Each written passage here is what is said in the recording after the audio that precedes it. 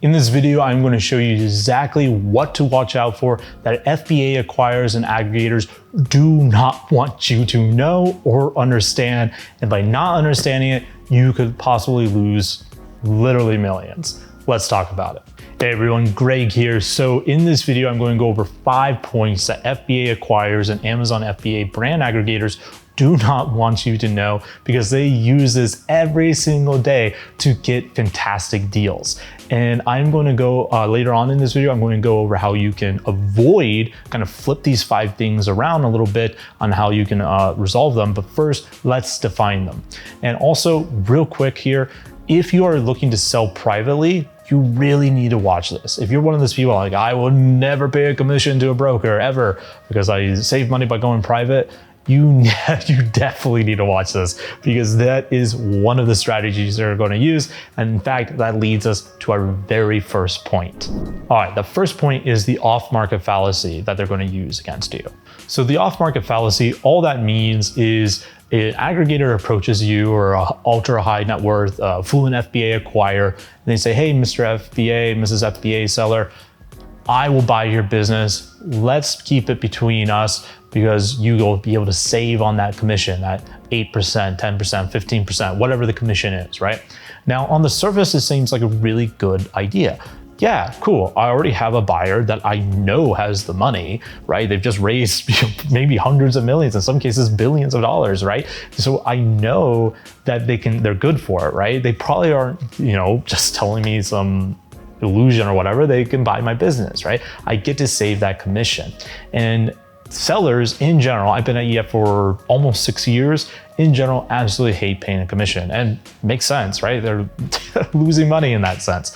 But here's the thing, when an aggregator tells you that we'll save the commission, they're not doing that out of the goodness of their heart. They're doing that because you don't know what you got.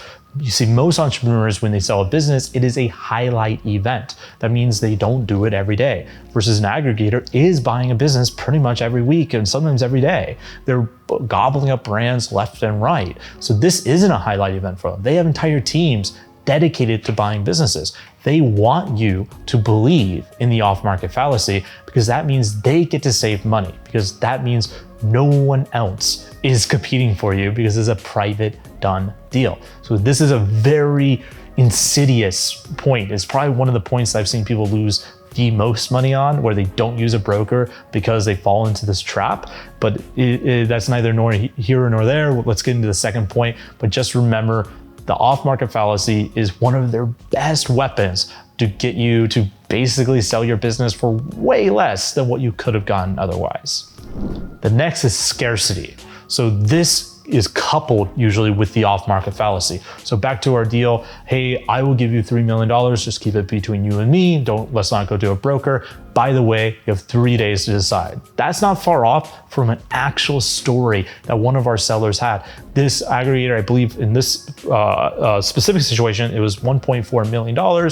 They had about a week to decide. They came to us. We were able to sell that exact same business for $2.1 million with $1.8 million up front. So $400,000 more than the entirety of the offer was received up front, plus a bunch of other cool stuff by using us. But the reason why they use scarcity, very common marketing tactic, right? We are more afraid to lose than we are to gain. In this situation, someone might just offer me $3 million. If I say yes, but I have 3 days to decide, that's a huge amount of pressure.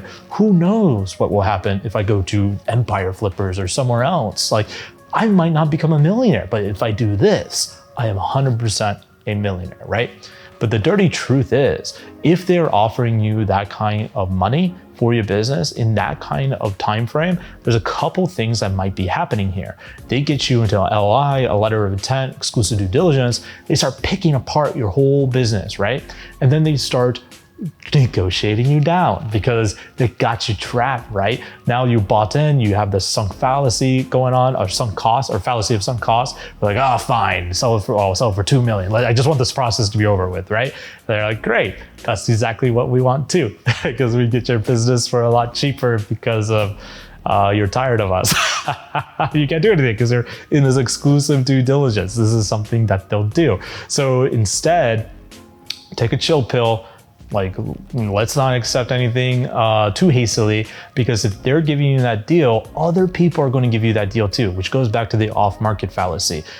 These aggregators, these acquirers who raise tons of money to buy businesses, they're hyper competitive. You need to shop it around. I mean, unless you don't care about leaving, say, $200,000, $500,000, $600,000 on the table, you need to shop it around. And again, that's what we do. We help you do that because literally every aggregator in the entire industry shops with us. The next is to kill you with terms. So this is kind of what I was referencing earlier with the letter of intent, but this is even more egregious, potentially. I cannot pronounce that word, sorry. But this is what they'll do is you sign the agreement, you get your upfront amount, and they say, hey, look, if the revenue is off by 10, 20%, you're out. We're not paying anything else. Or other, terms like this that are similar, where you have this very narrow margin for error, right? And as you know, being an FBA entrepreneur, this whole industry is volatile. Things are totally different today than they were 2 years ago. And that's even with not including the pandemic and all the stuff that's happening there, right? Business, especially digital business, is a very volatile area. And so by signing a contract like this, you're almost setting yourself up for a sort of failure. See, at EF, what we do, all of our contracts are typically, if the business falls by 50%, then you don't have to pay, or whatever, the business is reversed, all that kind of stuff on the side of the buyer. And we do that as a buyer protection. Now, when it comes to these actual terms, the other terms that could be a bit predatory on you that you just simply don't know, because again, you don't sell businesses every single week, why would you? That's something we help you with. And if you are dead set again on not using a broker, be super clear on understanding the terms. I highly recommend hiring an actual lawyer, which is going to be costly for you, especially if the deal doesn't go through, to peck through every single terms and conditions that an aggregator gives you if you're not using a broker like us. Now, if you use a broker like us, we have in-house lawyers that can help you do this. We do it for you basically, unless you really want your own lawyer to do it, which is also totally fine. But you want to make sure you understand every single term and put it in plain English. Like, of course, it has to be written in legalese, all that stuff, but make sure you understand it. Ask why. Explain it to me again. Explain it to me in a different way. Some of our minds don't work in legalese and financial projections, right? Give me an analogy. What happens? Give me scenarios. Make sure you understand the terms, because this is the other strategy aggregators use. A lot of these aggregators come from a background of traditional M&A, where deal structuring, earnouts, all these kind of things is just normal to them. But for you, it's probably not, and you want to make sure you understand everything. Understanding the timing to hand over sensitive data.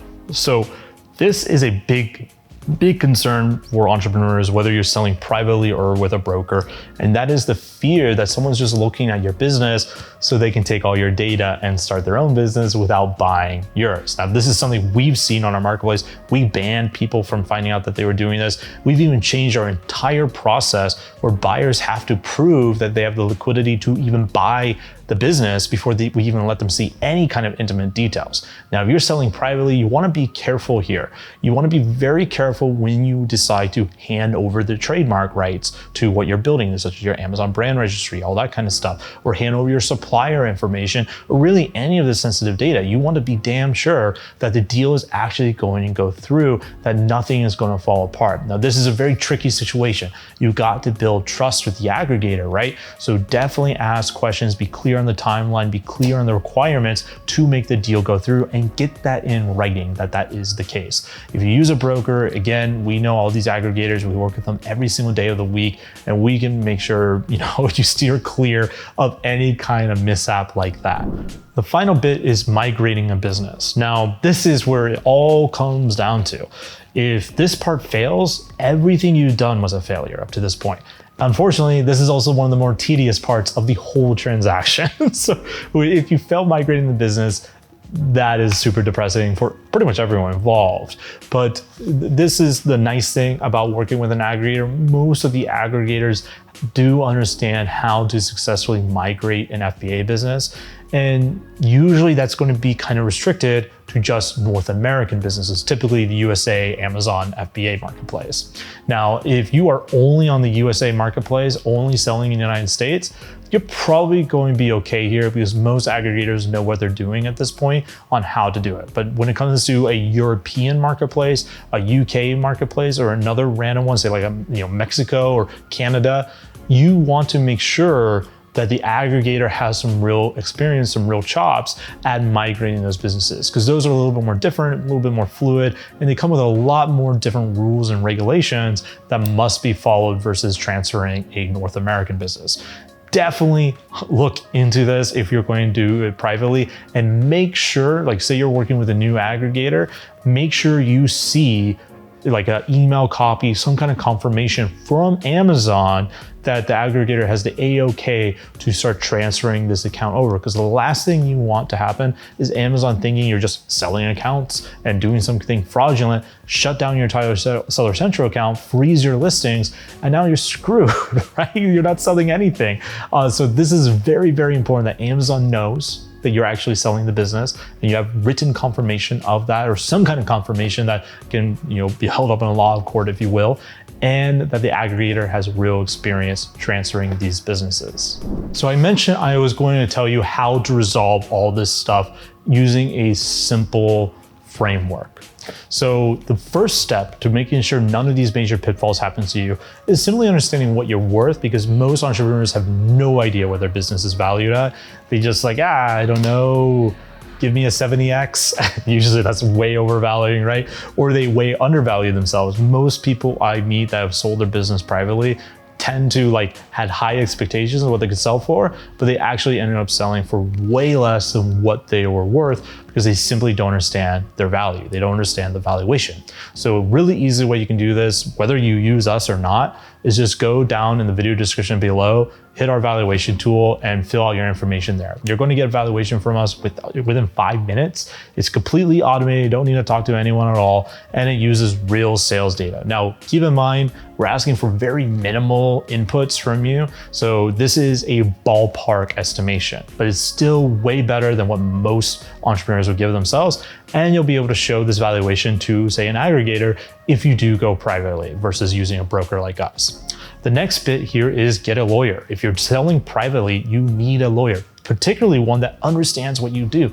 Don't hire your family friend who's a divorce lawyer. They don't know what's going on. Hire a lawyer that actually has experience with e-commerce, and ideally, specifically Amazon. Find that kind of lawyer. There's plenty of them out there nowadays who do understand this type of stuff. So you want to make sure you get someone who can teach you the terms. And again, if you use us, we understand all this stuff, and we have a team of lawyers that are very well versed in this stuff because we sell literally hundreds of millions of dollars of Amazon FBA businesses, right? So this is the second tip. The third is to avoid all this stuff is understand the migration process. That is the most crucial and annoying part of this whole ordeal. Make sure Amazon knows that you are transferring that business. Get that confirmation in there. And we do all three of these things, you're probably going to be okay.